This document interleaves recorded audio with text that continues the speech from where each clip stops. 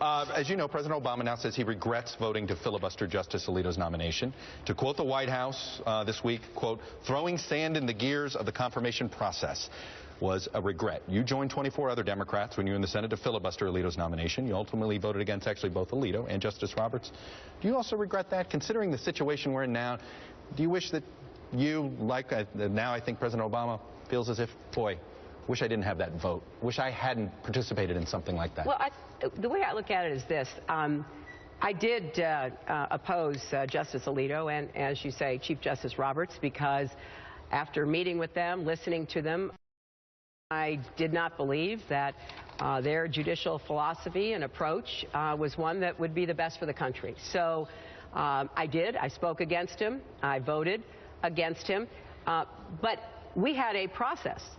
You know, the nomination was made, and we went through the process. And what the Republicans today are saying is you can't vote on anything.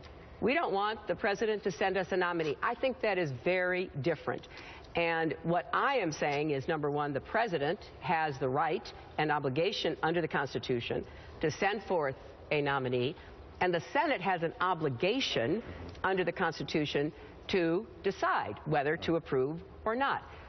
That's very different than on the floor of the Senate making your argument. But a filibuster, if you had been successful, then Judge Alito would not have gotten a vote on the floor of the Senate. That's the way the Senate operates. You know, you get to have a vote. You get to use the rules. And Harry Reid's sitting here. He's an expert on the rules, a master on the rules. You get to use the rules. That happens a lot. And so, you know, I'm not in the position that the president is right now, trying to talk some sense into the Senate Republicans to actually do their constitutional duty. But once a nominee goes to the Senate, then you go through the process. There should be hearings, both from the nominee and other witnesses. Then it should be presented to the floor, and then you use the procedures that are available. And eventually, as you know, Justice Alito was confirmed. Right.